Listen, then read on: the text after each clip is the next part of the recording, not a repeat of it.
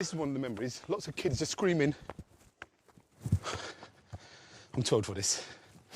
Lots of kids just screaming and just running around, and just parents coming out and asking everyone, it's time for dinner, can you go to the shops? Can you go to number 21, number 31, get this, pick this up for us? Kids playing, going home, having something to eat, coming out again. And the echo around here. But once we left the confinements, the safety of these two blocks, the world was a bit different.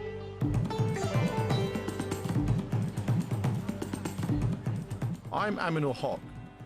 I'm British, but I was born in Bangladesh.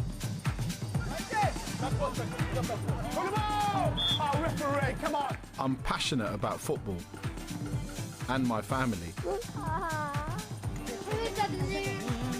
My dad, and thousands like him, came here from his homeland for jobs in factories. When their families joined them later in the 70s, many faced hardship. And they faced hostility on their doorstep. You are not safe at all because gangs of racist people come out and they want to beat up anybody they find. Our enemy is the politicians who bring these people in the first place. I'm going to find out how young Bangladeshis fought back against the far right. Black and white, unite and fight! Made their voices heard. That was here, facing this way. Yeah, we're looking this way, look. And made their home here. Our culture, our curries, and our community are now a unique part of British life. But Bangladesh is still in my blood. You want to climb up the tree? You go, have a go. Now I want to know if my kids will keep the ties to where Dad and I came from. And whether the next generation can hold on to their Bangladeshi roots. While being born British. This is my take on a very British history.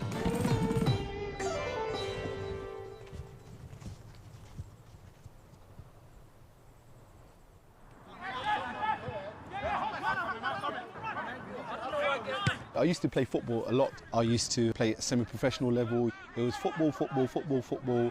In the evenings, on the weekends, it used to dominate my life. And then during a league game in South London, my footballing world came crashing, literally. My tibia and fibula was shattered in a footballing challenge during the match. You can see it here. It was a clean break. It was horrible. The reason why it changed my life is because for the very first time, I was face to face for hours on end with this very familiar but strange person who was sitting maybe 2 or 3 meters across the room on the sofa opposite in the living room, my dad.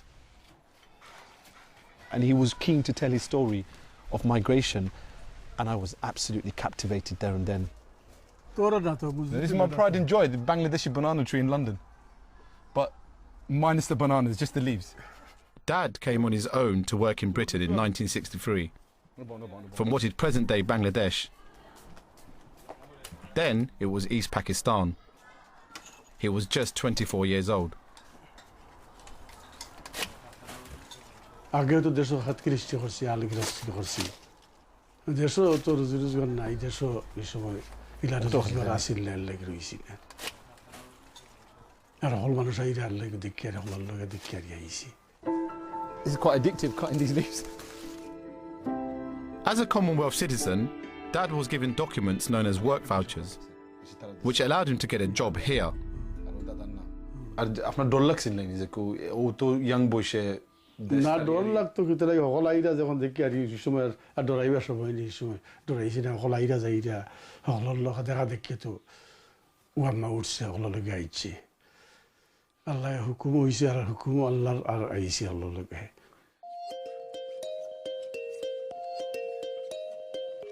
Dad came from the northeast of present-day Bangladesh, from a region called Sylhet. For centuries, the province was under British control, and young Sylheti men carved out a role as seafarers on British merchant ships. Known as Lascars, they found themselves working on the trade routes from India to Britain. Coming ashore after being rescued from their ship, which struck a mine and sank in the North Sea, the 68 survivors, most of them Lascars, arrive at a port on the east coast. And during 2 world wars, Siletis were among the thousands of South Asian Lascars who died keeping Britain's vital supply lines going. Come with us to watch some of these merchant seamen signing off after their voyage. After leaving their ships, small numbers of Sylheti seafarers began to settle in the UK. Britain was rebuilding after the Second World War. And as new citizens of the British Commonwealth, they were entitled to work here. The communities, mostly men, began to grow. London's East End, near its docks, became the main hub. By the early 60s, there were around 5,000 people from present-day Bangladesh in the UK.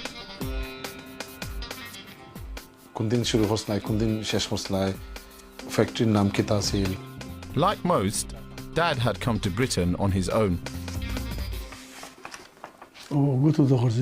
His first job here in the 60s was working in a cotton mill in Yorkshire, but he soon moved south.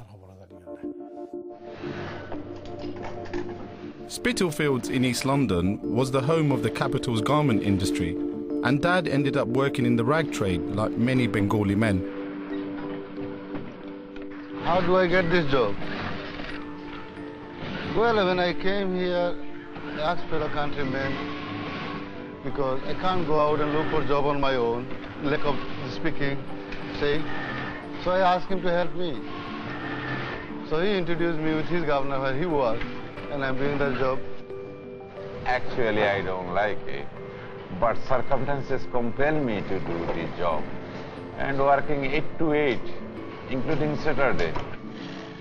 Khambal laksilni. Khambal laksilni. Kham khane bal auto lamba gunta inte to udri afna. Hisobo lamba gunta aro faile to gunta lagi tar sintat kesna khali hisobo to khali fosha sintat kursi. Tahli fosha zomaita kono khorosus besh khortaina. Khorosu to khawa dawa red bed dewa to desho dewa. In the early years here, many men saw their time working in Britain as a temporary arrangement. Dad sometimes went home to Bangladesh to see Mum and his kids, including my older brother, sister, and me.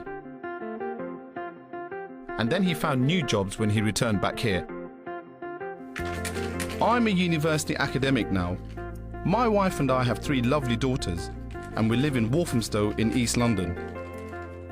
We're preparing to take them to Bangladesh in a few weeks. I'm determined my kids keep the ties to where our family came from. It's important that they know about their roots and ancestry and heritage, where their father was born, where their mother was born, where their grandparents came from.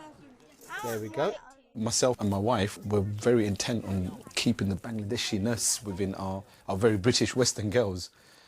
It's a challenge, it's not going to be easy, but we're determined. That's your present. Dad will be coming with us too. He's looking forward to showing his grandchildren our homeland. But before we go, I want to get a sense of what life was like for Dad and his generation when they first came to Britain.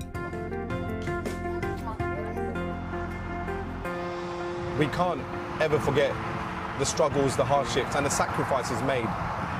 They left everything behind in Bangladesh. They were brave. They came to this new country as kids.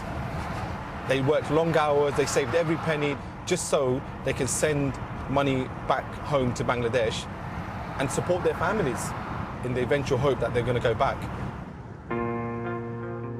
Although only 30 miles from Marble Arch, Luton is socially isolated from the influences of the metropolis. Luton in the 60s and 70s was thriving as an industrial hub. A combination of cheap land and electricity attracted the heavier industries at the turn of the century and overnight changed the character of the tiny hat town. Bangladeshis were attracted by well-paid manual jobs in factories. Workers flooded in from all parts of the United Kingdom. This is where it all began? Yeah, this is my father's shop. I've come to see Ansar Ullah, who grew up in Luton. It was a grocery shop serving the local Bengali and the Afro-Caribbean community. It's still a business. Ansar's dad opened his business in what was to become the heart of a new Bengali community in the 1960s. When my dad first came to Luton, there were hardly any Bengalis.